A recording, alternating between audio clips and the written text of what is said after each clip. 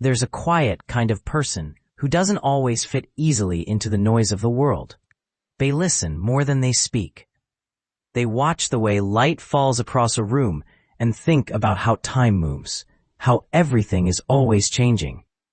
They pause before answering, not because they're unsure, but because they're weighing 10 different possibilities at once. These are the deep thinkers, the ones who spend more time inside their minds than in conversations. The ones who can turn a single moment into an entire universe of thought. But if you've ever been one of them, you know it's not easy. Because being a deep thinker isn't just about intelligence. It's about sensitivity. It's about seeing the layers of things most people walk past. It's both a gift and a burden.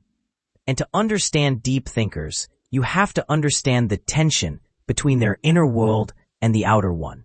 Most people think too much thinking leads to confusion. But for a deep thinker, thinking is breathing. It's how they process existence. They don't just see a tree. They see how it's rooted in the soil, how it bends toward light, how its life mirrors their own in unseen ways. They find metaphors in everything. A conversation becomes a study of emotion. A silence becomes a question. A glance becomes an entire story. Psychologically speaking, deep thinkers have what researchers call high trait introspection, a tendency to analyze not only what happens around them but also what happens inside them. They're constantly scanning for meaning, asking why, not to be difficult but because why feels like oxygen. This is linked to activity in a brain region called the default mode network, which is more active when we're lost in thought or reflection. It's the same network that lights up during creativity, imagination, and memory. So the mind of a deep thinker is a storm of connections, constantly weaving, comparing, reflecting. But this same ability can be isolating, because while others move through life, reacting, deep thinkers are observing. They pause, they notice details, they think before they speak. And sometimes by the time they're ready, the conversation has already moved on. So they stay silent. And people mistake that silence for disinterest, when really it's depth. A deep thinker doesn't just want to talk, they want to understand. They crave meaningful conversations, ones that dive below small talk into fears, dreams, the architecture of the human heart. Surface-level chatter feels exhausting to them, because while most people swim in the shallows of daily life, deep thinkers are diving for pearls in the ocean floor of thought. But that depth comes with a price. It often makes them overthink. They replay events, dissect every sentence, wonder what someone meant, wonder if they said too much or too little. Their mind becomes a loop of what-ifs, and maybe they meant this. Not because they're insecure, but because they see nuance everywhere. Every choice has a dozen meanings. Every emotion has hidden roots, and their brain won't stop until it finds the truth. There's a term in psychology called meta-cognition, the ability to think about your own thinking. Most people use it occasionally. Deep thinkers live inside it. It's like they're always watching their own thoughts from the outside, questioning them, rearranging them, trying to understand their patterns. This makes them incredibly self-aware, but also prone to self-doubt. Because when you're aware of everything, you also see all your flaws in high definition. A deep thinker doesn't just ask, "What do I want?" They ask, "Why do I want it? Where does that desire come from? What would happen if I got it or if I didn't?" They analyze love, ambition, fear, memory until they can almost hold these invisible things in their hands. But in doing so, they sometimes lose the simple joy of just being. They forget that not everything needs to be understood.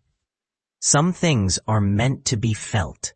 You'll often find deep thinkers walking alone, headphones in, not because they're lonely, but because solitude is their native language.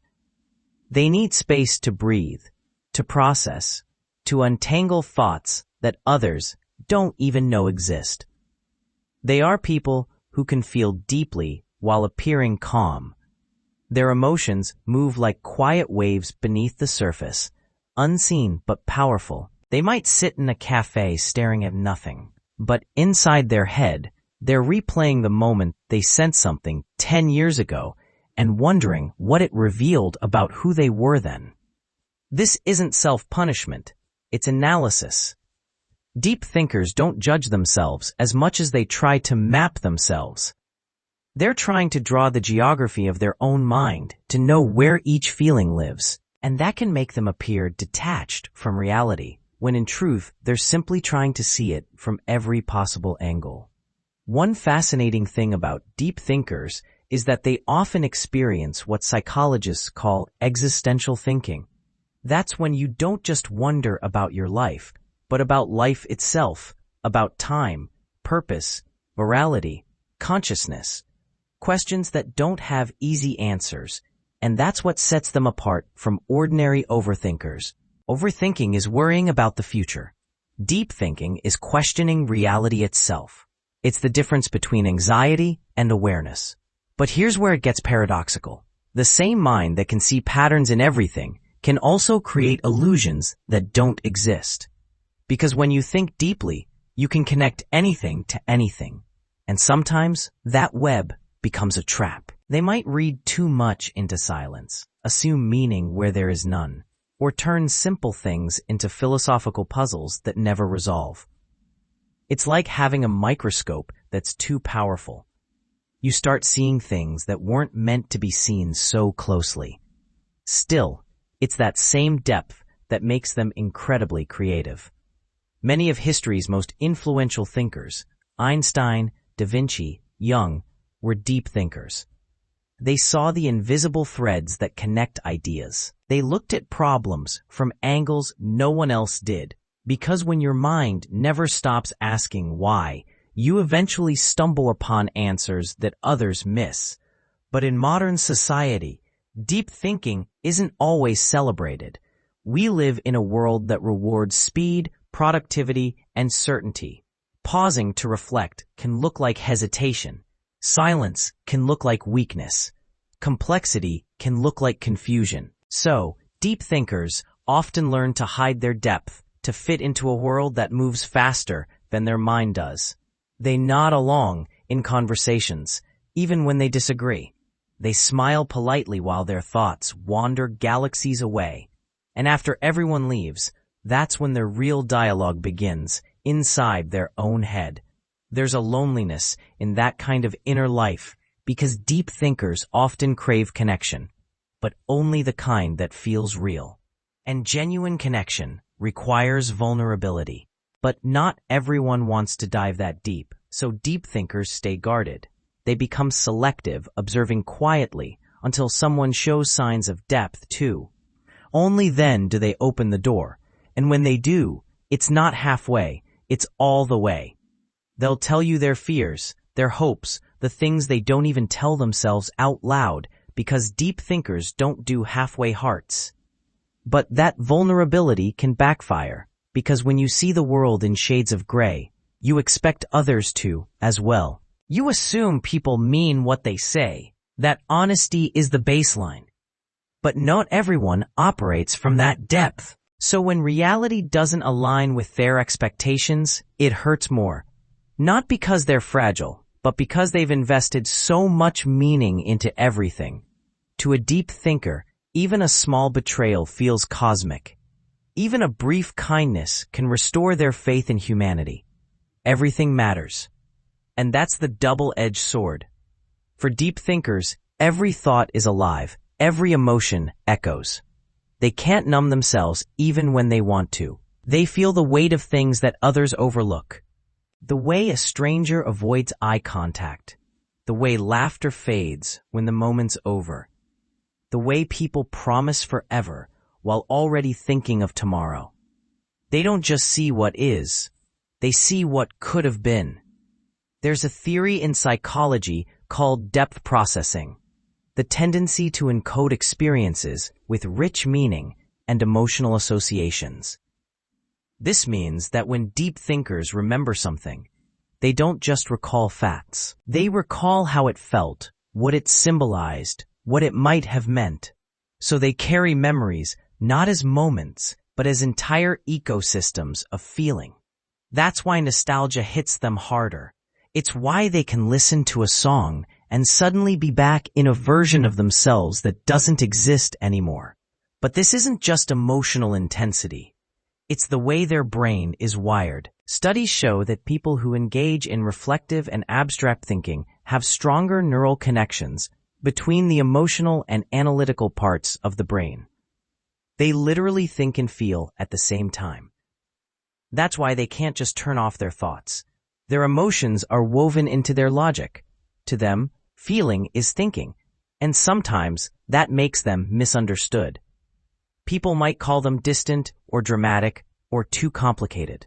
But what they really are is aware. They see the hidden structure behind everything.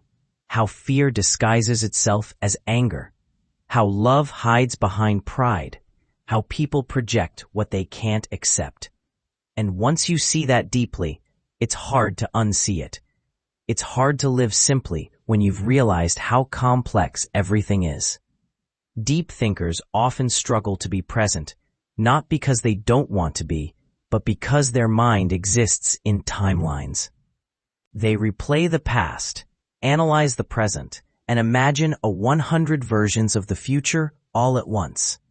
It's exhausting, but it's also beautiful because it means they can see possibility where others see endings. They can find meaning even in pain, and that's what gives them resilience. Because to a deep thinker, even suffering is information. It teaches them about themselves, about the world, about truth. But maybe the hardest part of being a deep thinker is learning when to stop thinking, when to let go of needing to understand everything, when to accept that some answers don't exist yet. Because meaning, no matter how much we chase it, is something we create, not something we find. And that's the quiet irony. The same mind that searches endlessly for truth eventually learns that peace isn't in answers, it's in presence.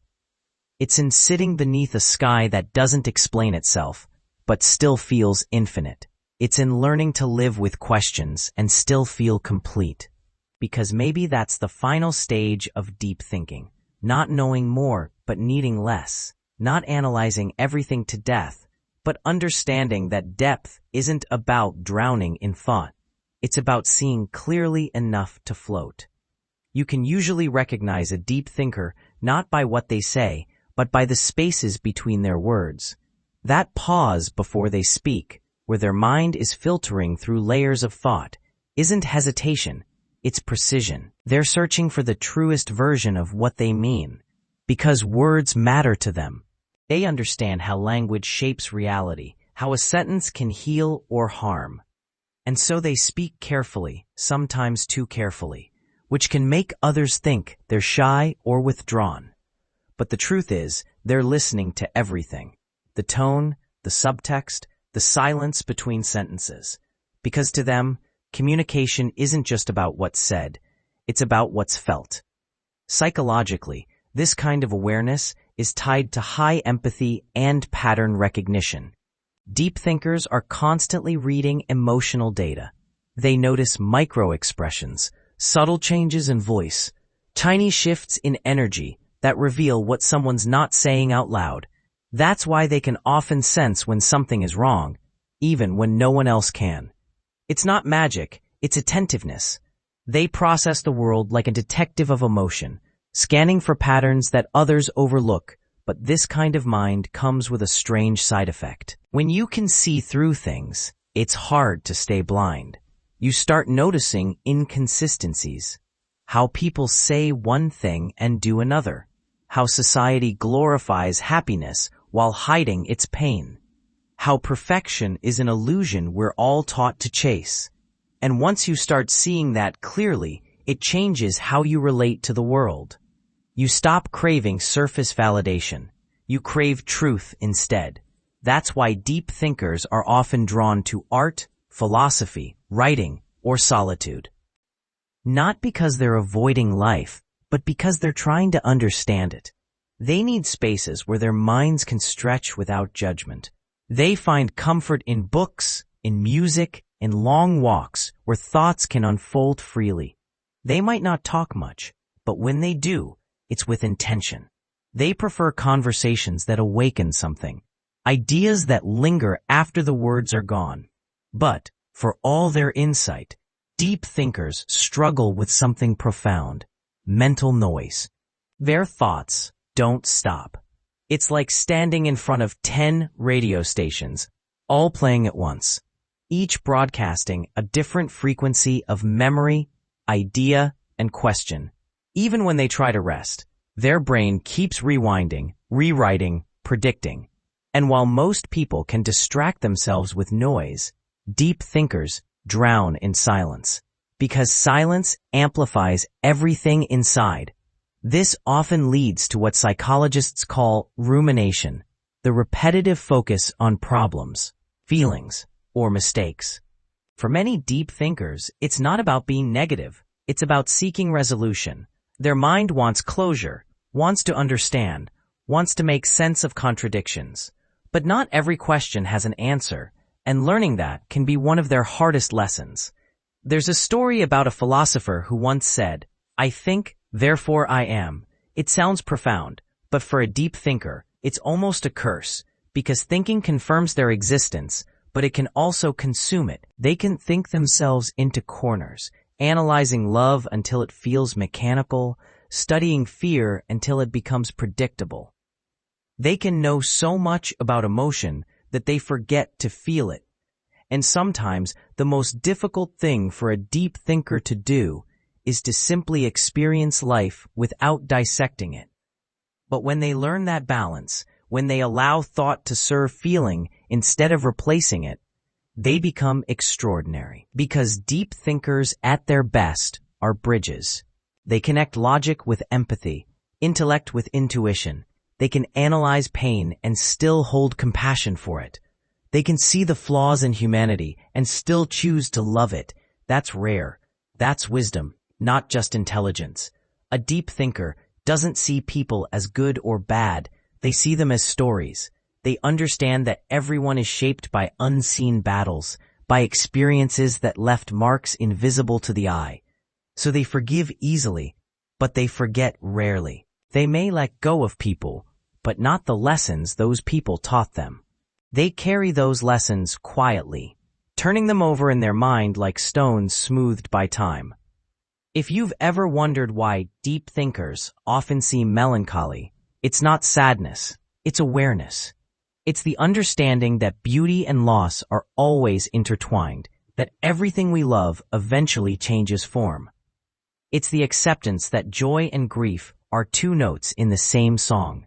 And feeling both at once is part of what it means to be fully alive. Psychologists sometimes call this emotional complexity, the ability to experience mixed emotions simultaneously. It's not confusion, it's capacity. Deep thinkers don't label emotions as good or bad. They see them as information. Fear tells them what matters. Sadness reveals what they value. Joy reminds them what to protect. To them, every feeling has meaning, if you listen long enough. But here's something many people don't realize about deep thinkers. They're not always serious. In fact, some of the funniest people you'll ever meet are deep thinkers, because when you understand the absurdity of life, humor becomes a form of wisdom. They laugh not because they don't care, but because they see how fragile everything is, and laughter is how they hold it lightly. They know that sometimes the only sane response to a chaotic world is to smile at its madness. Still, deep thinkers often feel misunderstood. They can come across as distant or hard to read when in reality, they're just lost in thought. They're not ignoring you. They're processing 10 layers of what you just said. They're trying to understand not just your words, but your intention, your tone, your emotion. They don't talk to win. They talk to connect. And when that connection doesn't happen, they retreat, not out of pride, but protection. Because here's the truth. Deep thinkers feel deeply. They might appear calm on the outside, but inside emotions swirl like a storm beneath still water. They can sense tension in a room, notice when someone's smile doesn't reach their eyes, feel the heaviness of things unsaid. And that sensitivity, while powerful, can also make life overwhelming. They absorb too much. They pick up energy that isn't theirs, and that's why they often need solitude to detox from the emotions of the world. Alone, they reset. They journal, reflect, stare out of windows, think about everything and nothing. And in that quiet, they find themselves again. It's not loneliness, it's restoration.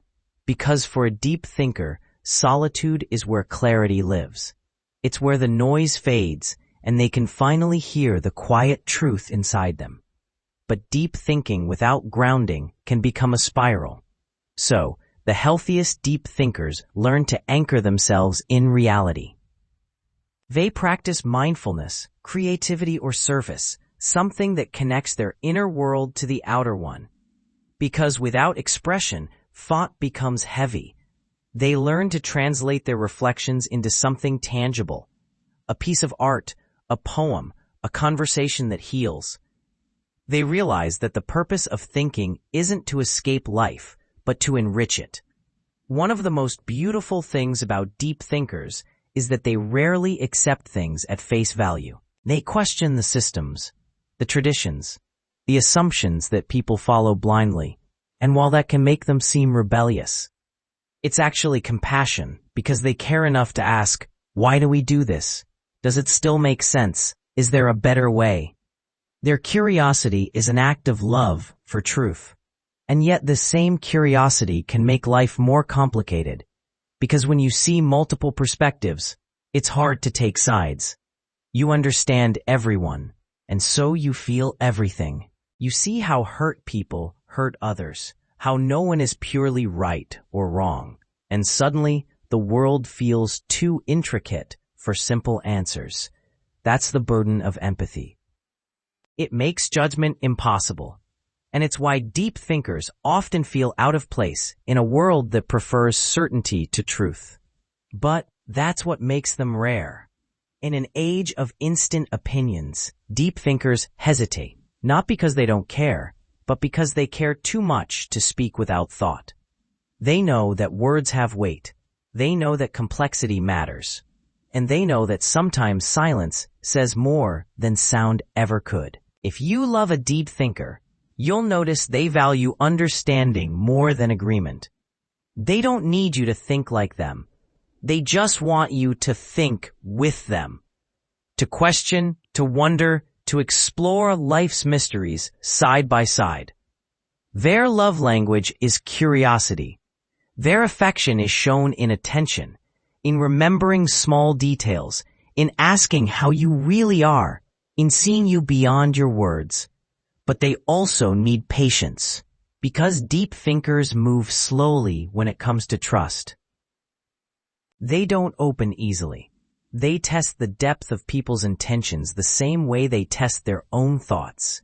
And when they do finally let you in, it's because they've decided your soul is safe. They don't fall often, but when they do, they fall entirely. Their love is not casual, it's conscious.